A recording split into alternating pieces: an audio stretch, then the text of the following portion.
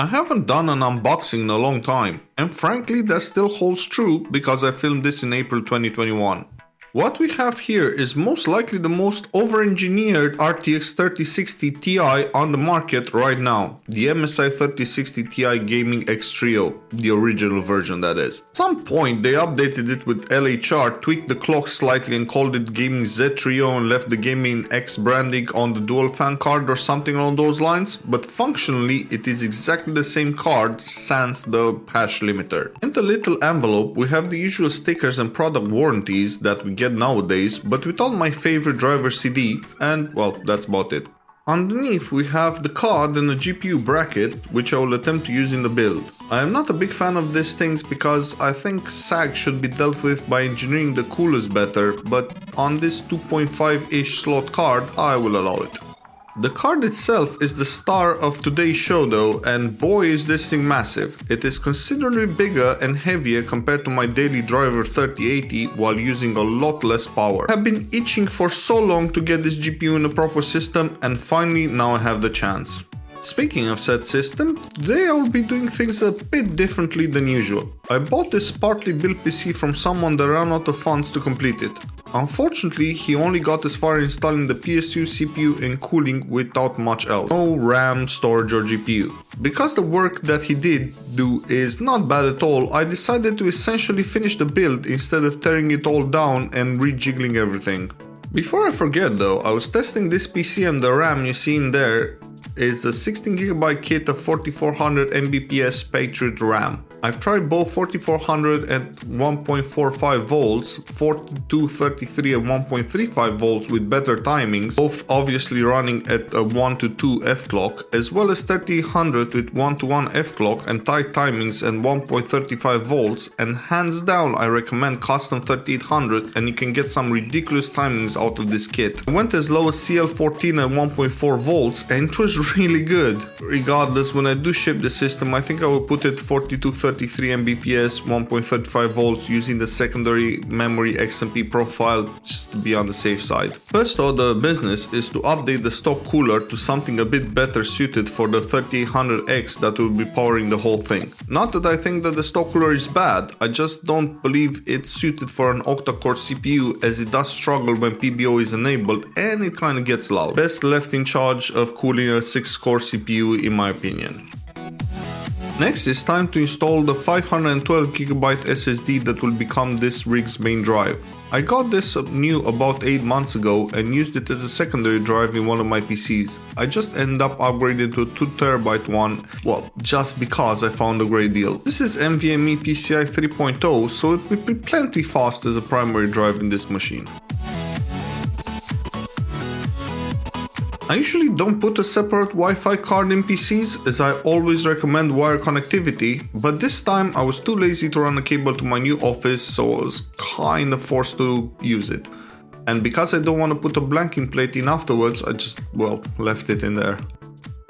And finally the main event, the GPU going in.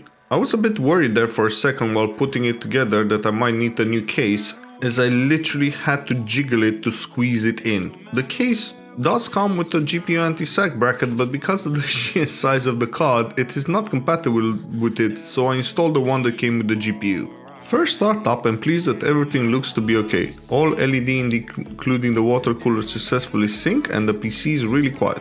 Let's have a look at some pictures and I shall see you in the benchmarking section. And a little extra note while editing. The cooler turned out to be completely gunked up with what I can only describe as slime. Considering that this is a relatively new cooler, I think MSI really have a big problem on their hands. I just saw a recent video from Greg Salazar and the cooler that he opened up and decried to be shocking was actually a bit better than the one that I had. Thankfully, this was one of the easiest AIO coolers to service, and after a little bit of patience and a change of fluid, it's now working most likely better than new.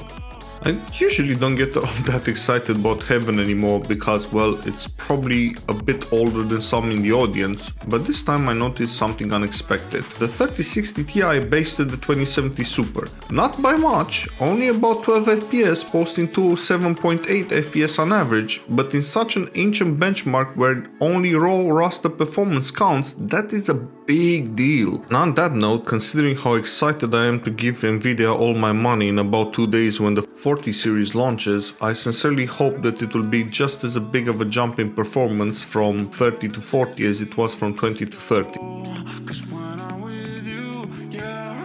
In Superposition, the average got cut in half, and I guess the nerdy part of me found that really funny.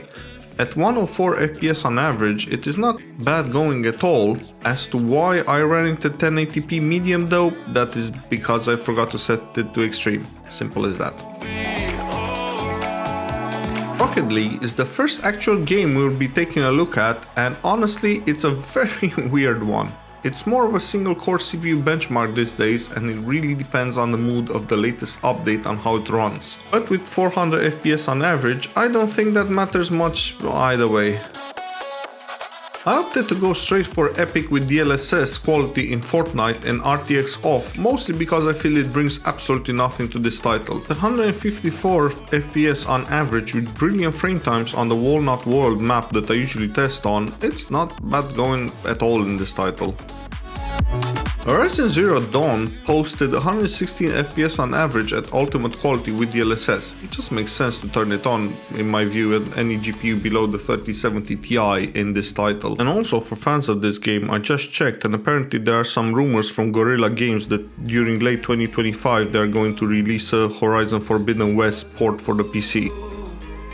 No, it's not that I love Farcry so much that I ran the benchmark twice. It's the fact that I still can't make up my mind whether or not I should turn RTX on or off in this title. I'm strongly leaning towards off because even side by side I am having difficulties identifying which one is which without looking at the frame counter. But then again, the drop in performance is much less compared to other RTX titles, so maybe that was the developer's intention? I honestly have no idea. Days Gone, although it lacks modern frame rate boosting features, did run very well with over 100 FPS averaging 124, and that was the very high settings. Not sure what I was expecting here. The GPU usage is pegged at 99%, it is boosting properly. Guess I was a bit worried that the CPU might kick up a fuss, as the 3600X did when I tested it with this GPU, but the extra cores seem to have saved the day. So weird to think that Control was released 3 years ago. Man, does it look great.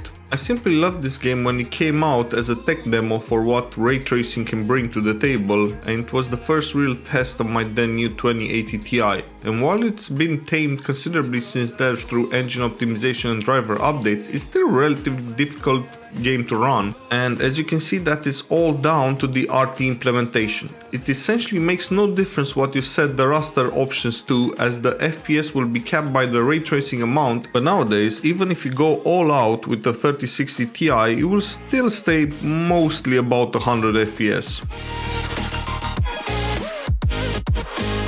My since in Assassin's Creed Valhalla I turned off all upsampling. That is purely because the game is soft cap around 90 FPS. It's got an older engine that has seen many updates, and I thought it ran well enough on its highest settings that there was no need for further frame boosting. Do remember though that this is 1080p, and the 86 FPS on average here won't carry over to higher resolutions, and you will need to turn on the upsampling features. This was recorded before Cyberpunk's latest patch that tweaked the preset settings, so Ray Traced Ultra is exactly what it should be, Ultra settings. I was half tempted to turn on Psycho, but that should be reserved for 80 class cards and above. Regardless, posting 66.8 FPS at Ultra settings is a super result for this 3060 Ti. And that's about it. I'm all out of benchmarks for today. See you in the next one.